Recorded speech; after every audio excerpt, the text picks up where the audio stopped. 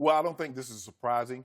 We've heard rumblings over the last month or so that Urban Meyer was considering this, and they tried to shoot it down and, had no comment or, blase. But, normally when there's a little smoke, there's some fire somewhere to this, Skip.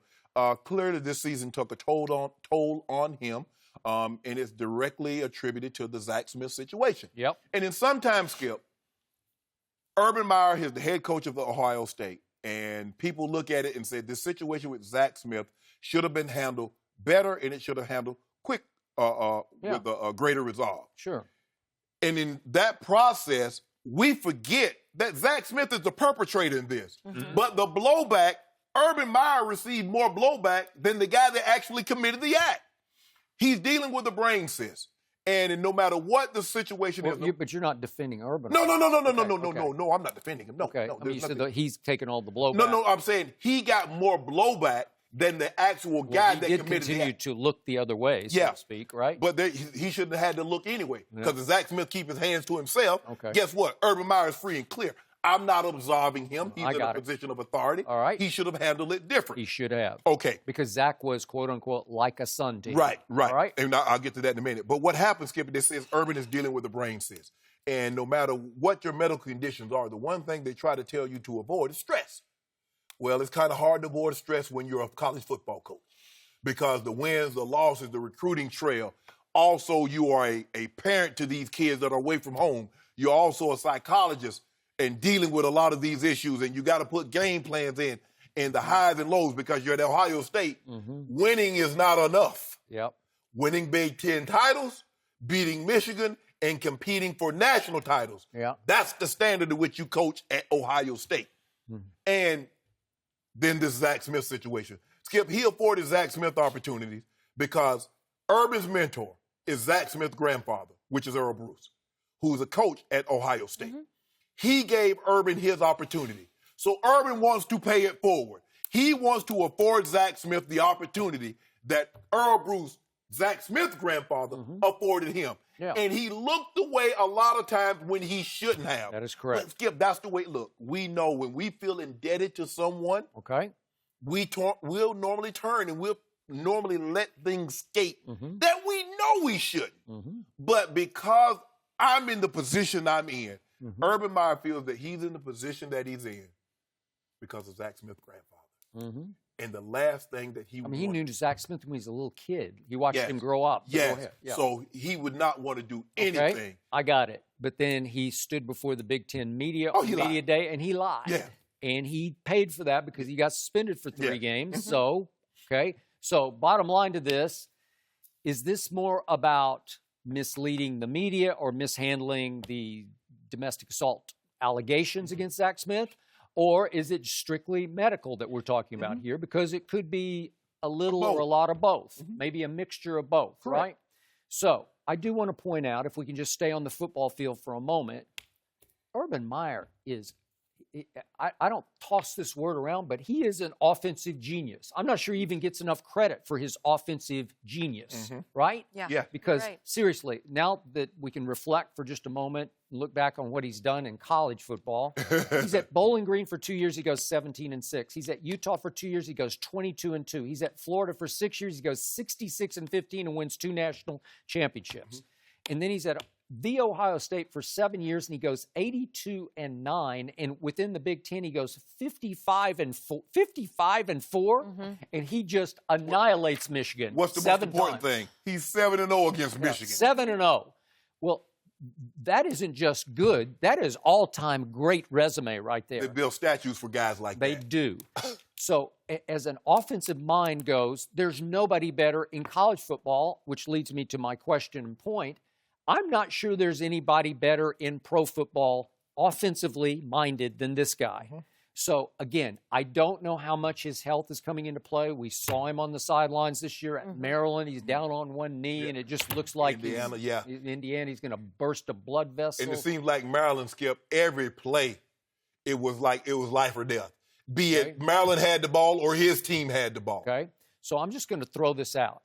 This would be an inspired risk for one Mark Murphy to take in Green Bay, but he would be the perfect fit for Aaron Rodgers if he's medically sound enough to go try that. Well, Skip, I'm just throwing it out there. I can't think of a better fit for Aaron Rodgers than this guy. But he has that cyst. Okay. Well, I don't know. Is that it? Is that all of it, or does it have maybe as much to do with his suspension and the fact that the Ohio State finally said, you know what, that's enough of that. But and to get to his football credentials, Skip, you can make a case he's one of the greatest modern coaches of all time. Now, if you go back to Frank Leahy, those guys, I mean, but I'm talking about, let's just say, of the last 30 years. You scoop up Dr. Tom Osborne and you get Nick Saban and you get a Urban Meyer, you get some of these more modern coaches. He might be top 5. Mm-hmm. Now, we know Coach Bryant. So, at best case scenario, the best place I can slot him is 3. Mm-hmm. If you say he's better than Coach Osborne at the University of Nebraska. Now, we know he can't touch those 2 guys that don the sideline in Tuscaloosa. Now, we know that. He's a better offensive mind than either one No. of them. No. We don't do offense. We do coaching. Okay. We do coaching right here, Jenny. You know what I'm saying? You do recruiting. No, don't do the Skip. That's what you do. Hold on. So Urban Meyer can't recruit? No, Did you see those guys he got at Florida? Did you see those guys he got at Ohio State? Are those 2 easy places to recruit? Yes. Yeah. Okay, then. Yep. You better recruit. Now, think about it. What you got to do, you got to Alabama. What's in Alabama? What's in that? How you tell somebody? How you go sit in somebody's mom's living room or grandma's couch? You go down there and say, let me tell you, Grandma do it. Mm-hmm. Baby, she asked, baby, where you from? Mm-hmm. Ma'am, I'm from the University of Alabama. Mm-hmm. Oh, I heard bad things about Alabama. Why I'm going to send my baby down to you? Mm. Well, I've coached in the NFL. I've coached college football for a very long time, ma'am. And I believe, who is this, Saban? I'm Coach Saban. Okay. Ma'am, and I believe your son has the ability to go play in the National Football League. Now, what I would like to do, I would like to take your son into my home, which is the University of Alabama. Mm-hmm. I would like to nurture him. And I believe in 3 years, I can get your son to the National Football League. And the place that you're living right now will be a thing of the past. So please allow me to coach your son. What if Mama then asked Coach Saban, what was your record in pro football, Coach? I'm not in pro football. My job, I'm a nurturer. Oh. What I like to do, I like to get these young minds. If Mama's smart, she might just say, you failed miserably when you coached the Miami Dolphins. She go like, baby, you believe you can get my baby to the NFL? Yeah. I sure can, ma'am. Well, he can do that. Nobody does it better than me since I've been at Alabama. Yeah. Baby, you going with that man. Now, you get your things and going with that man.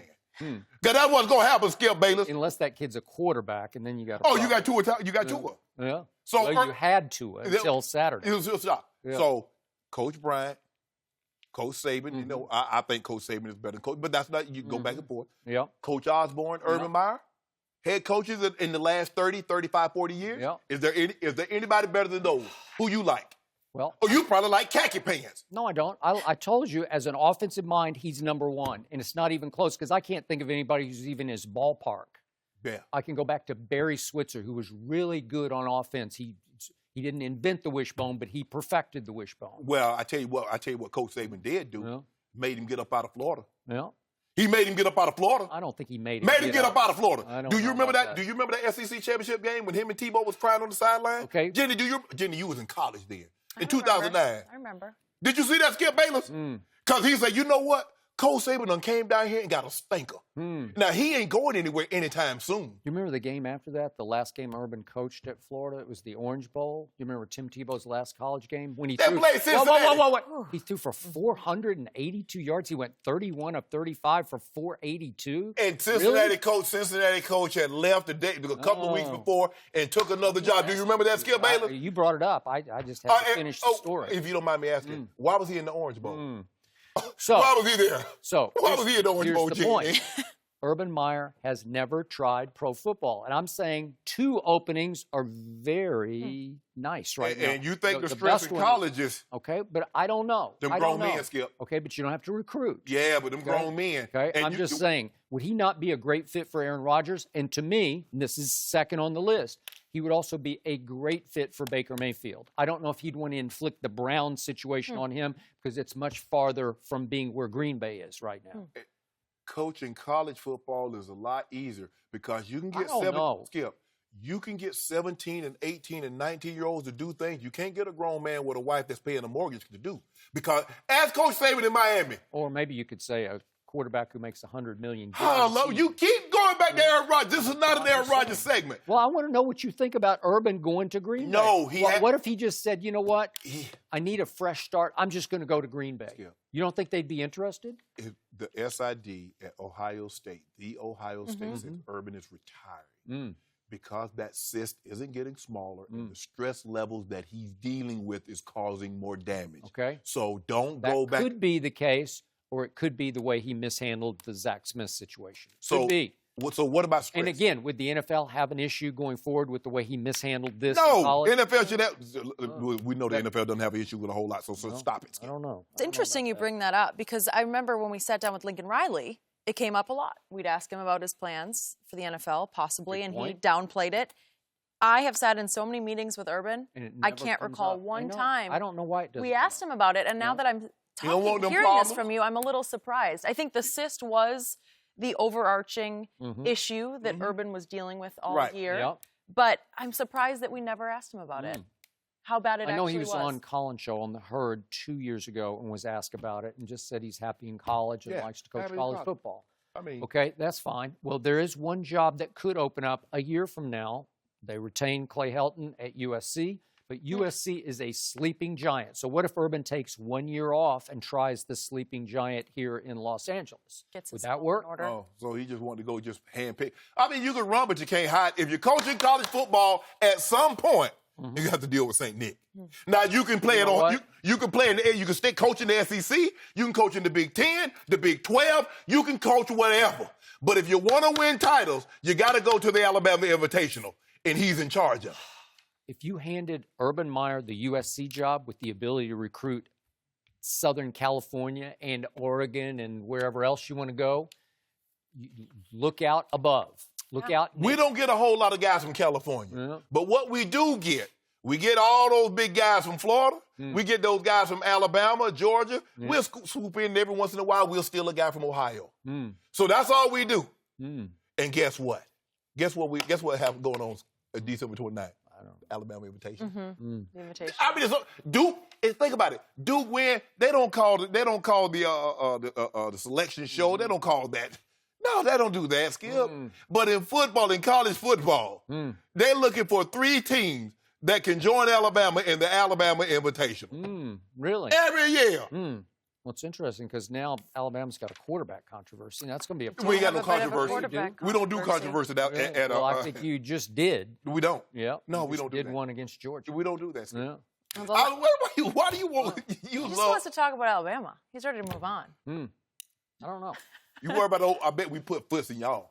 I hope so. You're a 14-point favorite, and it'll probably be bet up to 20 by game time, right? You like that? Put foots in them. Yeah, okay.